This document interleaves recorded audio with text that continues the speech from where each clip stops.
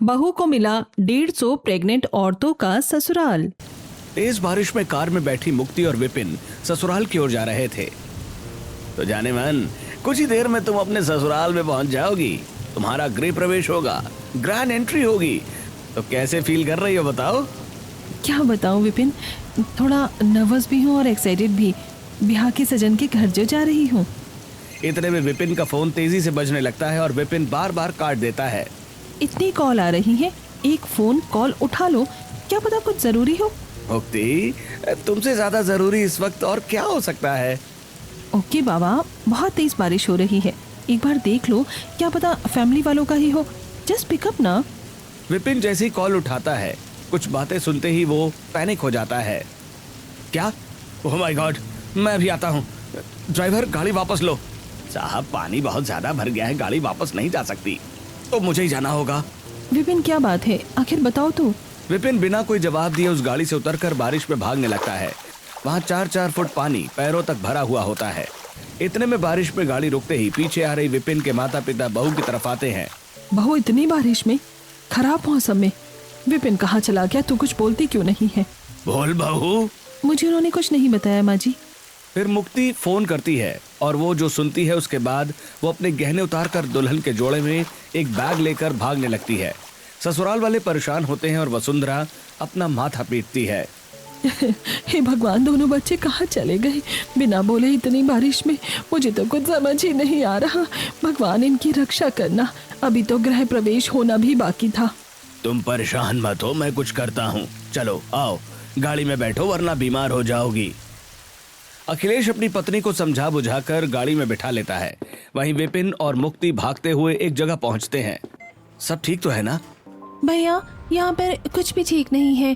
आप जो भी कर सकते हो आप कर सकते हो। आप भी आए हो? हाँ, मैं भी आऊँ? भैया भैया, हम यहाँ से निकल तो पाएंगे ना? हम ठीक हो जाएंगे? हाँ भैया बताइए, आप कुछ बोलते क्यों नहीं है? हाँ हाँ, सब ठीक होंगे। हरी अप, इन सबको जल्दी जल्दी एक साथ यहाँ से बाहर निकालो। हम इतनी सारी प्रेग्नेंट औरतों की जान जोखिम में नहीं डाल सकते। हाँ जल्दी कीजिए, मुझे आप सबको किसी भी तरीके से सुरक्षित गाड़ी में बैठाना है। मुक्ति जी आप? हाँ, मैं। जल्दी कीजिए, सबको यहाँ से तुरंत शिफ्ट करना है। अब तो आप दोनों आ गए हैं तो परेशानी वाली कोई बात नहीं है। ऐसे कैसे? जब तक सब कुछ ठीक नहीं हो जाएगा तब तक मैं कोई रिस्क नहीं ले सकती। आखिर इतनी सारी प्रेग्नेंट औरतों का सवाल है। विपिन और मुक्ति उन सब की मदद करने की कोशिश करते हैं, लेकिन ऐसा भी क्या हुआ था जिसके लिए दोनों ने अपने घर की रस्म छोड़ दी और भागकर यहाँ आ गए। और इतनी सारी प्रेग्नेंट औरतों को कहाँ ले जाना था और क्यों? आखिर दोनों का इस मासूम लोगों से क्या रिश्ता था? इन सब की गुत्थी सुलझे इसके लिए आपको कहानी में कुछ समय पीछे जाना होगा। तो चलिए, जहाँ मुक्ति तैयार होकर अपना बैग लेकर निकल रही होती है और उसकी माँ तवे पर गर्मा गर्म गोभी का पराठा बना रही होती है। ओ लड़की, कहाँ जा रही है तू बिना कुछ खाए? चल जल्दी से बैठ और कुछ खा, तभी तुझे मैं बाहर जाने दूंगी। अपना ख्याल तो बिल्कुल भी नहीं रखती है, क्योंकि माँ मुझे बाकी सबका ख्याल रखना है ना।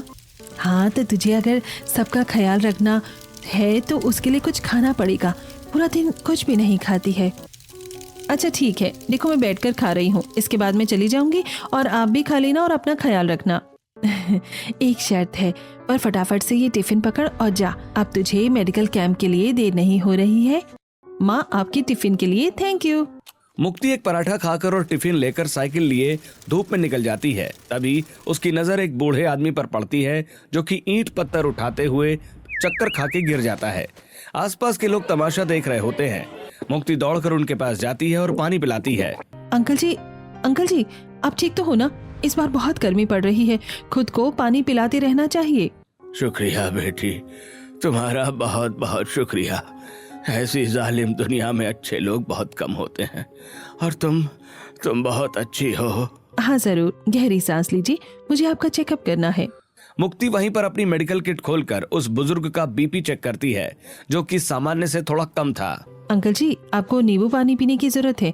आप काफी ज्यादा थके हुए हैं। जब तक कोई काम मत करना, और ये भी खा लीजिए, आप मेरी माँ ने बनाया है। हाँ बेटी, चिंता मत करो। वो बुजुर्ग व्यक्ति ठीक से खड़ा नहीं हो पाता। आप चिंता मत कीजिए, मैं आपको आपके घर तक छोड़ देती हूँ, बस आप बता दीजिए कि कहाँ जाना है। हाँ बेटा, मुक्ति अपनी साइकिल से उस बुजुर्ग आदमी को उनके घर तक छोड़ देती है, फिर मेडिकल कैंप के लिए निकल जाती है। इतने में हल्की बारिश शुरू होती है। तभी रास्ते में एक प्रेग्नेंट औरत जा रही होती है, जिसको वो छत देखकर मदद करती है। फिर कैंप पहुंचती है, जहां बच्चे बुजुर्ग सब होते हैं। अपना आईडी पहनकर खुद को सुखाने के बाद लोगों के regular weight, BP, sugar check करती है। तभी एक व्हील चेयर पर बैठी लड़की सुंदर से लड़के को निहार रही होती है। ओह लाला, ही इज डैम क्यूट, कितना हैंडसम है। हेलो, आप ठीक है? एक्सक्यूज मी, आपका चेकअप होना है। हाँ डॉक्टर, मैं बिल्कुल ठीक हूँ। जरा मुझे फिर से चेक कर लीजिए ना, मेरी धड़कन बढ़ रही है। आपको देखकर कुछ कुछ होता है। और त्रिवेदी जी, आप ठीक हैं? और राधिका तुम? और बबीता जी, आप भी बढ़िया हो गई हैं पहले से। और आपको तो इंजेक्शन लगना है, कोई बचाव नहीं है। इसके बाद वो लड़का दूसरे पेशेंट को चेक करता है। इतने में मुक्ति की नजर उस पर पड़ती है। वो डांटने लगती है। ओह हेलो, मजाक करने के लिए तुम्हें सुबह सुबह यही लोग मिले हैं क्या? किस एंगल से डॉक्टर लगते हो? ये कोई जगह नहीं है डॉक्टर खेलने की। पीछे जाओ, और जब तक तुम्हारा नंबर ना आ जाए वेट करो। इंजेक्शन तुम्हें भी लग सकता है। नहीं, आप मुझे गलत समझ रही हैं। मैं जस्ट कीप क्वाइट ना। विपिन मुक्ति की बात सुनकर लास्ट में बैठ जाता है। तब उसकी दोस्त कीर्ति आती है। और वालिया तूने अपने मजाक, वो भी एक नर्स वाली लड़की से। डॉक्टर साहब अपना जैकेट पहन लीजिए। हाँ यार, मुझे समझ आ गया, लेकिन उस लड़की ने मुझे मौका तक नहीं दिया। वैसे ऐसा पहली बार हुआ है कि किसी ने मुझे डांट दिया है। विपिन जैसे ही अपने प्रोफेशनल कोर्ट में पेशेंट को चेक करता है और मुक्ति ठीक से वेट नहीं चेक कर पाती, और तब विपिन उसकी मदद करता है। आप गलत चेक कर रही हैं, वेट को पहले उसे रीसेट कीजिए। मुक्ति जैसे ही विपिन को सीनियर के रूप में देखती है, हक्की बक्की रह जाती है। सर आप सॉरी, मुझसे गलती हो गई, मैं आपको पहचान नहीं पाई। इट्स ओके, आपको डरने की जरूरत नहीं है। वैसे ऐसे मुझे यहाँ किसी ने नहीं डांटा। I am sorry sir, by mistake हुआ, दोबारा ऐसे नहीं होगा। It's okay. वैसे आपका नाम मुक्ति प्रिया है? हाँ, जूनियर ट्रेनिंग पर चल रही हो, तो आपको क्या बोलूं, मुक्ति या प्रिया? सर मुक्ति नाम है। Okay, give me all updates. दोनों वहाँ के पेशेंट्स को चेक कर रहे थे। कभी वो किसी की डायबिटीज तो कभी आई चेकअप कर रहे थे, और किसी के रेगुलर चेकअप। ये एक फ्री कैंप है जहाँ कुछ लोगों के लिए ये सेवाएं मुफ्त थी। कुछ देर बाद दोनों एक ही पेशेंट को चेक करने के लिए झगड़ रहे थे। ये मेरा पेशेंट है, इसे पहले मैं चेक करूंगा। हाँ, नहीं, पहले मैं चेक करूंगी। आप दोनों कहीं और जाइए, ये मेरे पेशेंट है, इन्हें मैं देख लूंगी, वरना आप दोनों पहले मैं करते रह जाएंगे। तब दोनों बाकी पेशेंट को देखते हैं और विपिन एक छोटे बच्चे के पास जाता है, जो बिल्कुल भी इंजेक्शन नहीं लगवाता, इधर उधर भाग रहा होता है। अब आप बच के कहाँ जाओगे, इंजेक्शन तो लगा कर ही रहूंगा, कल भी नहीं लगवाया। Patient number 150। भैया, मुझे बहुत डर लग रहा है, डर लगता है मुझे इंजेक्शन नहीं लगवाना, आज भी नहीं, कल भी नहीं, कभी भी नहीं। लेकिन बेटा, इंजेक्शन लगवाना जरूरी होता है, वरना आपकी चोट जल्दी ठीक नहीं होगी। अच्छा ये बताओ, चॉकलेट खाते हो? हाँ, मुझे चॉकलेट बहुत पसंद है। नहीं बच्चे, चॉकलेट नहीं खाते, उससे दांत में कैविटी लग जाती है। नहीं, जरा सी चॉकलेट खाने से कुछ नहीं होता बेटा, आप खा लो। मैं तो खा रहा हूँ भैया, ये दीदी बहुत अच्छी है। जैसे ही बच्चा चॉकलेट खाने लगता है, मुक्ति विपिन को आंख मारती है। विपिन उसका इशारा समझ जाता है और बच्चे को इंजेक्शन लगा देता है। इसके बाद उसे पता भी नहीं चलता। अरे वाह, आपका आइडिया तो काम कर गया, आपको सच में बच्चे संभालने आते हैं। मेरे बाएं हाथ का काम है। इसी तरह दोनों हंसते हुए स्टेज के पास जाते हैं, और जहां आयोजक कुछ अनाउंस कर रहा होता है। तो दोस्तों, आज हमारे कैंप में रिकॉर्ड बना है, पूरे 150 मरीज का इलाज हुआ है। काफी दूर और पास के लोग जुटे हैं। हमें खुशी है कि हमारी सेवा आप तक पहुंची, लेकिन ये सब मैं अकेले नहीं कर पाता। यहाँ के कुछ डॉक्टर्स और नर्सेज हैं जिन्होंने आपका इलाज किया। प्लीज उनके लिए जोरदार तालियां बजाया जाए, और आप स्टेज पर आ जाइए। तभी मेडिकल कैंप के सारे लोग वहां खड़े होते हैं और सबके लिए तालियां बजवाई जाती हैं। आखिर हमने कर दिखाया, लगता है ये 150 नंबर हमारे लिए लकी है। अच्छा जी, देखते हैं किस्मत हमें इस नंबर के साथ आगे कहां तक ले जाती है। कुछ देर बाद दोनों कैंटीन में होते हैं। विपिन रॉ सैलेड खाता है और मुक्ति जूस पीती है। वैसे आपका जूस से पेट नहीं भरने वाला, आपको कुछ खा लेना चाहिए। नहीं, मुझे कैंटीन का कुछ भी पसंद नहीं है। मेरी मॉम ने मुझे टिफिन दिया था, लेकिन वो मैंने सुबह किसी अंकल को शेयर कर दिया, उनको चक्कर आ रहे थे। ओह, हेल्पिंग पर्सन, आप तो काफी ज्यादा अच्छी हैं, सुनकर अच्छा लगा। मुक्ति जी। जी doctor, mean sir. No it's okay, तुम मुझे नाम से भी बुला सकती हो। नहीं सर, ये ठीक नहीं है। अभी मैं ट्रेनिंग पीरियड में हूँ और आप सीनियर हैं। पता नहीं आप ये सूखा सलाद कैसे खा रहे हैं, मुझे तो बिल्कुल भी पसंद नहीं है। आपको भी खाना चाहिए, इट्स हेल्दी, तभी तो बॉडी बनती है। नो सर, आप ही खाइए, आई हैव टू गो। ऐसा कहकर मुक्ति चली जाती है। 3 दिन बीत जाते हैं और एक और मेडिकल कैंप लगता है जहां पर मुक्ति और विपिन को एक दूसरे से मिलने का मौका मिलता है। वो साथ में पेशेंट हैंडल करते हैं, जरूरतमंद को खाना पीने की चीजें प्रोवाइड कराते हैं, फ्री की मेडिसिन दिलवाते हैं। धीरे धीरे दोनों में बहुत अच्छी दोस्ती हो जाती है। एक दिन कैंप के बाद वो दोनों मार्केट से आते हैं। मुक्ति अपने लिए सैंडल खरीद रही होती है। ये लो भैया पैसे। अरे मैडम 50 छूटा दो ना, अभी मेरी बिक्री नहीं हुई है, 150 रुपए दो। हाँ मुक्ति जी, फिर से 150 रुपए। ऐसा करो भैया, आप रख लो, उसकी आइसक्रीम खा लेना। अरे मेरे पैसे? मैं आपको दे दूंगा। नहीं, ये तो गलत है ना। अरे मुक्ति जी जाने दीजिए ना, 50 रुपए की तो बात है, भुट्टा खाते हैं साथ में मेरी तरफ से। तब दोनों हल्की हल्की बारिश में साथ में भुट्टा खाते हैं। वाह, इस बारिश में गर्मा गर्म चटपटा भुट्टा खाने का भी अलग ही मजा है, और जब दोस्त बहुत अच्छा हो। ये तू क्या कर रहा है?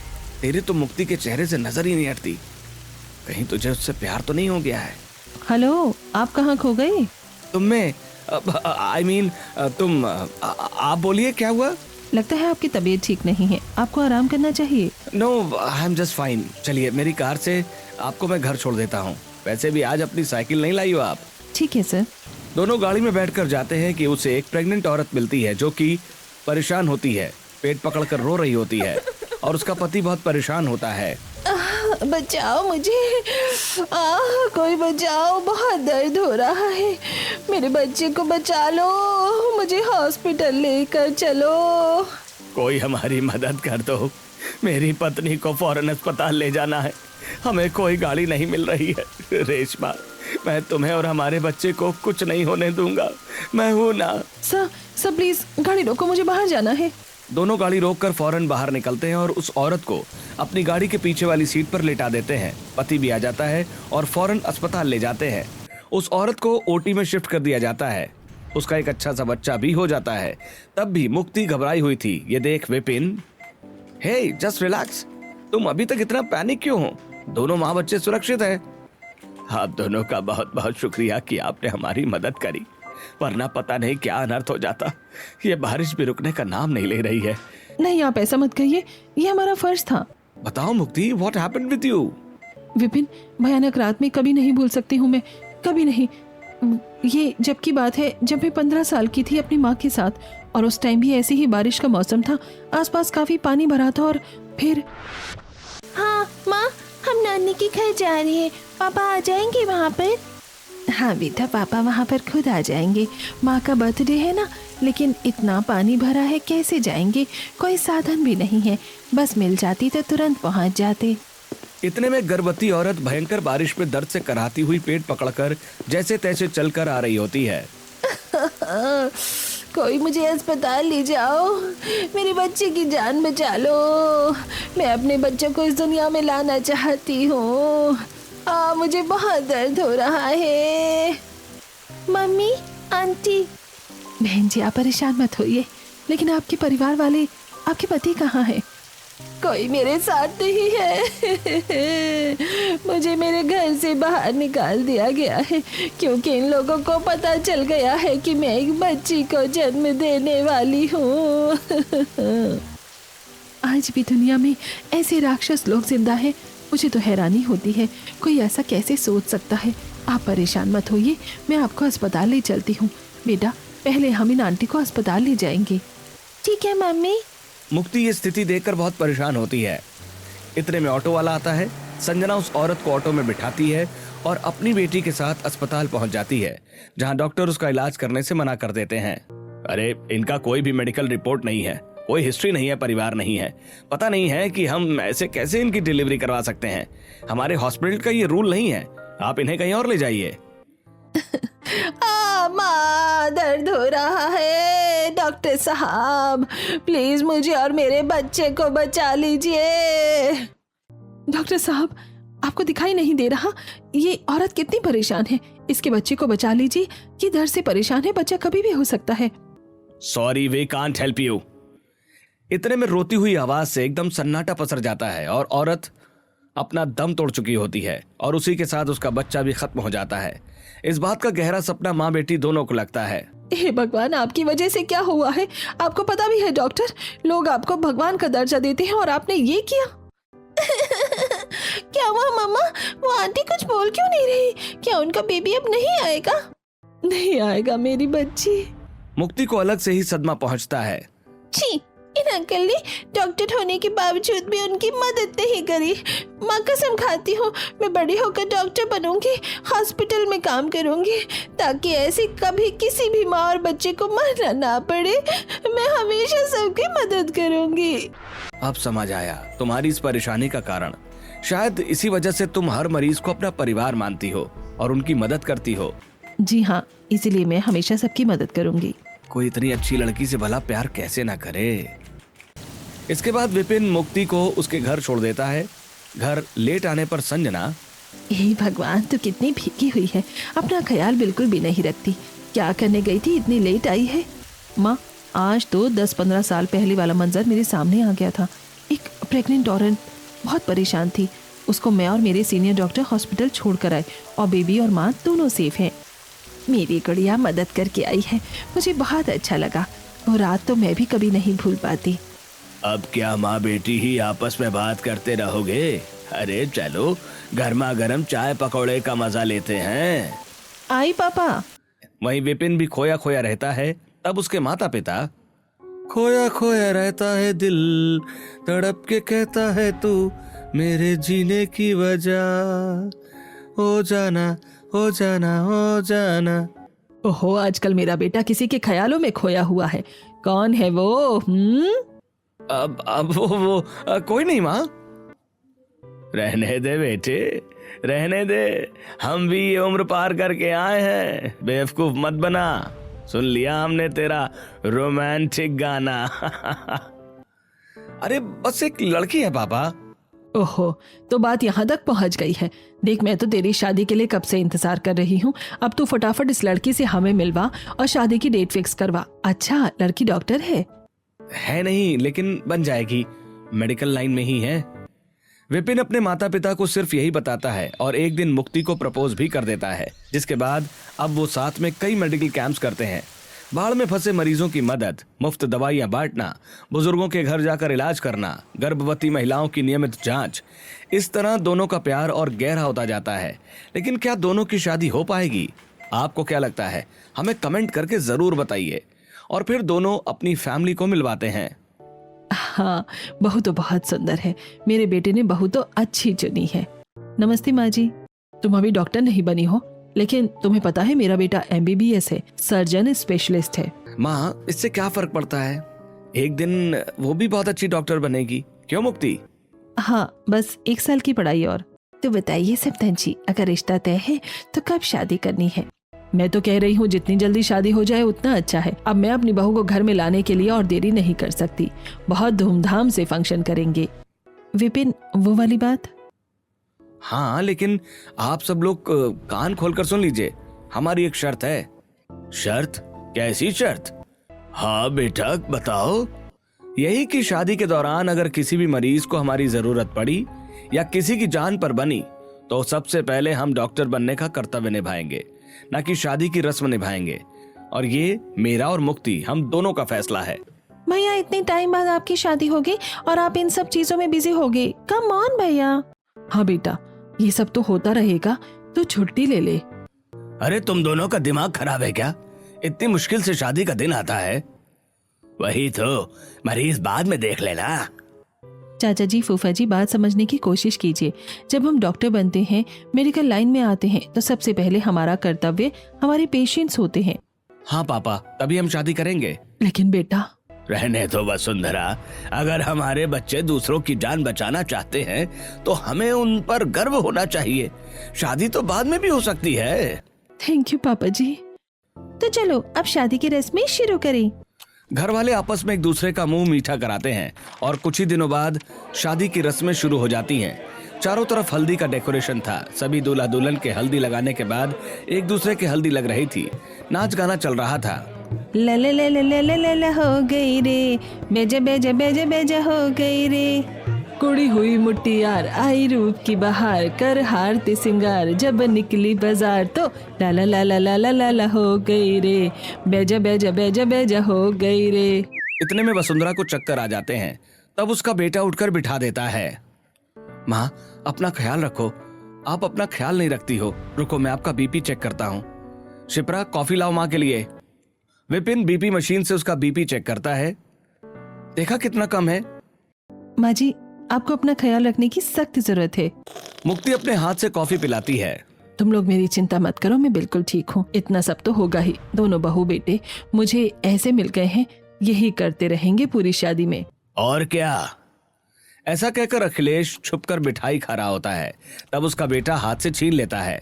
नहीं पापा, मैं आपको शादी में तो बीमार नहीं होने दूंगा। आप ये डायबिटीज वाली चीज क्यों खा रहे हैं? अरे बेटा, खुशी का माहौल है, खाने दे थोड़ा सा। ये तो गजब हो गया। एक तरफ विपिन अपने पापा को कुछ नहीं खाने दे रहा है मीठा, और दूसरी तरफ अपनी माँ को खाने के लिए कह रहा है। हमारा डॉक्टर बच्चा भी ना। अब तो ये सब ज्यादा होगा, क्योंकि मैं भी घर में आ रही हूँ और मैं उनकी तरफ सबका ख्याल रखूंगी। सभी लोग हंसने लग जाते हैं। ऐसे मेहंदी के फंक्शन में भी अगर किसी का थोड़ा सा बीपी डाउन हो जाता या कोई बुजुर्ग चक्कर खाकर गिर जाता है तो अपनी मेहंदी छोड़कर दोनों सबसे पहले उनका ख्याल रखते हैं। और फिर शादी का दिन आ जाता है, जहाँ विपिन की बारात चल रही थी। खूब सारी शहनाइयां बज रही थी। लाइट से आसपास का माहौल जगमगा रहा था। वसुंधरा और शिप्रा सुंदर से तैयार हुए थे। माँ, मैं गजब की लग रही हूँ ना?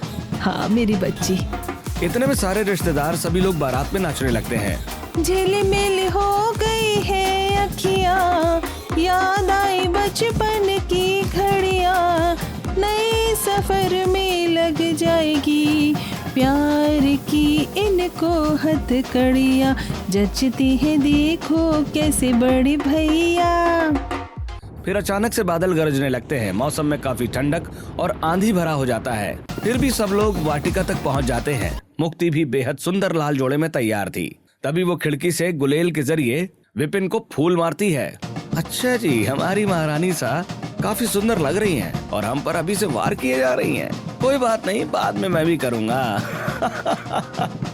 विपिन उसे फ्लाइंग किस देता है। ये देख मुक्ति शर्माकर अंदर चली जाती है। कुछ देर बाद दोनों की धूमधाम से मंडप पे शादी होती है। विपिन उसकी मांग भरता है और पूरे विधि विधान से दोनों की साथ में शादी हो जाती है और मुक्ति अपनी माँ से विदा लेती है। मेरे बच्चे, ससुराल में सबका और अपना जरूर ख्याल रखना।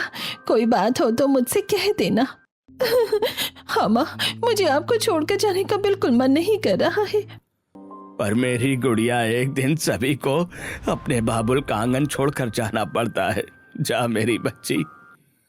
लड़के के परिवार वाले भी भावुक होते हैं। फिर मुक्ति अपने माता पिता से गले लगने के बाद कार में बैठ जाती है।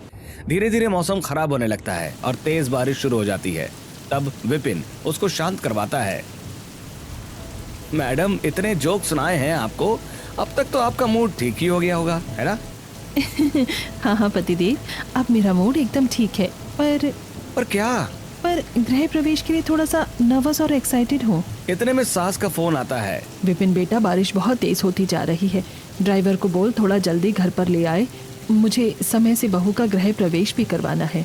जी माँ, मैं कहता हूँ। घबराना नहीं, हम सारे रिश्तेदारों की गाड़ी पीछे पीछे ही है तुम्हारे। कुछ भी बात हो तो कह देना। वसुंधरा फोन रखती है। इतने में बार बार विपिन को कॉल जाते हैं। विपिन एक भी कॉल नहीं उठाता। फिर मुक्ति के कहने पर कॉल उठाता है। सर इमरजेंसी हो गई है। अभी अभी जिला प्रशासन का बाढ़ अलर्ट आया है। हमारे मैटरनिटी सेंटर की बिल्डिंग पुरानी है।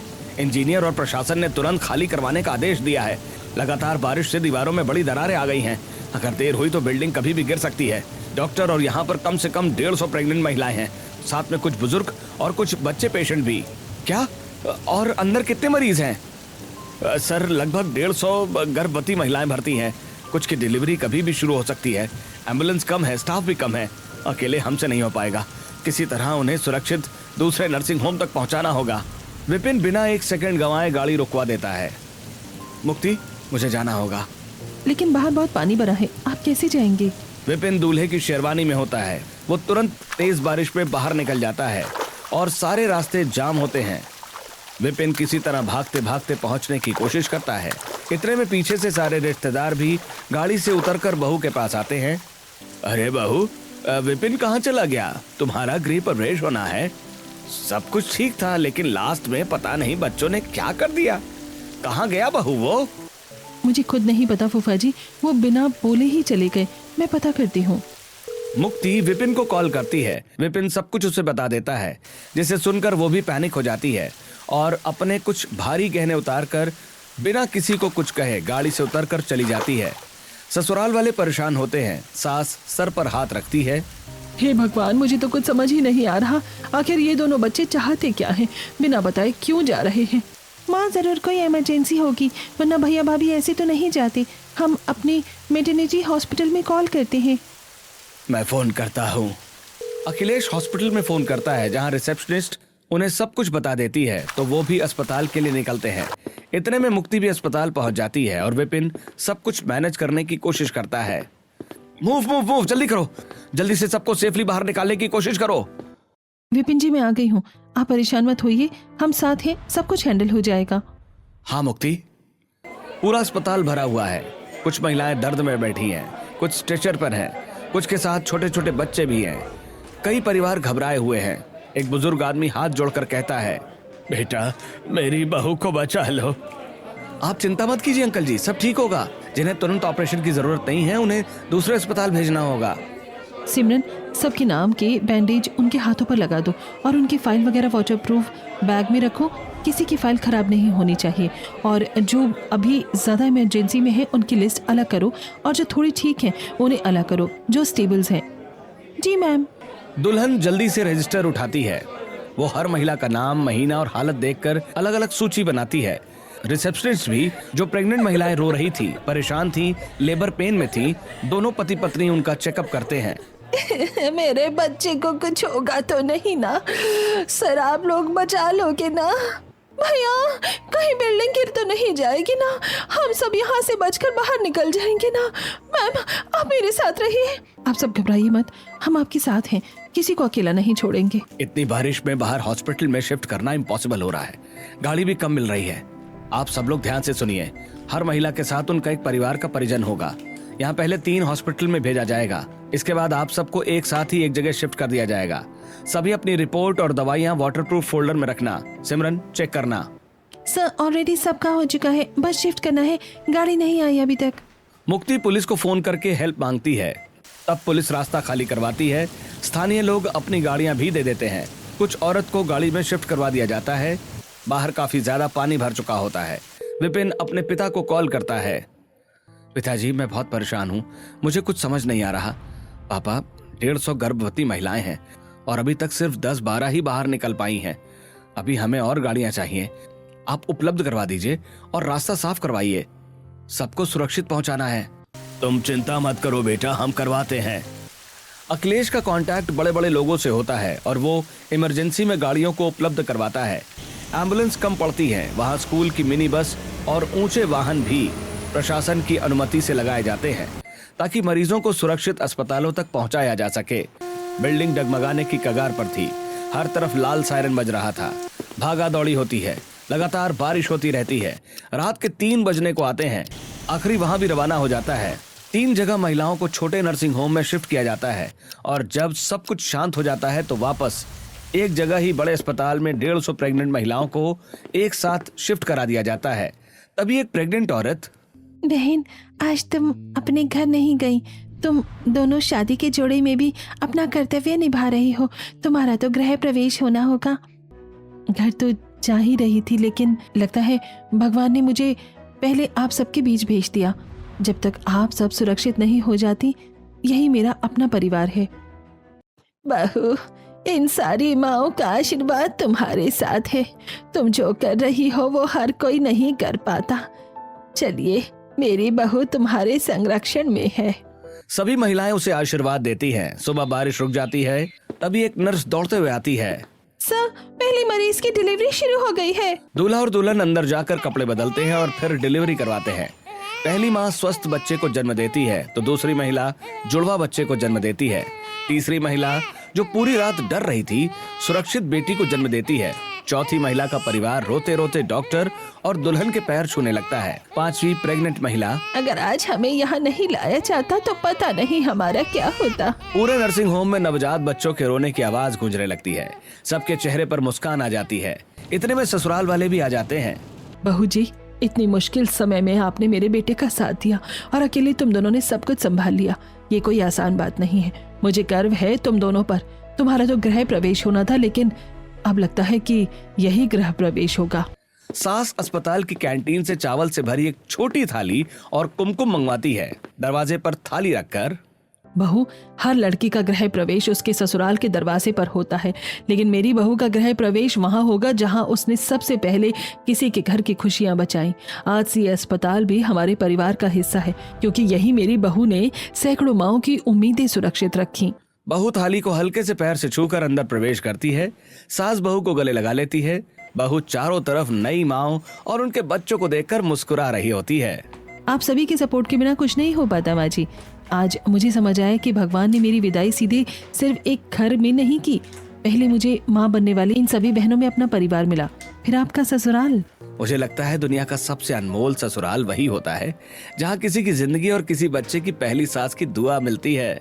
बिल्कुल सही कहा विपिन बेटा तुमने। देखो सब, मेरी बहू को 150 प्रेग्नेंट औरतों का ससुराल मिला है। हाँ माँ जी, इसलिए शादी के बाद सबसे पहले मैं यहाँ भी आया करूंगी। आखिरकार ये भी तो मेरा ससुराल है ना, 150 प्रेग्नेंट औरतों का। आखिर में सब महिलाएं दुल्हा दुल्हन को आशीर्वाद देते हैं। ससुराल में भी गृह प्रवेश होता है और 1 साल बाद अपनी डॉक्टर की पढ़ाई पूरी करके मुक्ति भी MBBS डॉक्टर बन जाती है और दोनों खुशी खुशी रहने लगते हैं। दोस्तों, आपको क्या लगता है कि दूसरों की जान बचाने से बड़ा कोई धर्म या फर्ज हो सकता है? अपनी राय कमेंट में जरूर बताइए। दोस्तों, रिश्ते सिर्फ खून से नहीं बनते, कभी कभी सेवा और इंसानियत भी पूरे परिवार दी जाती है।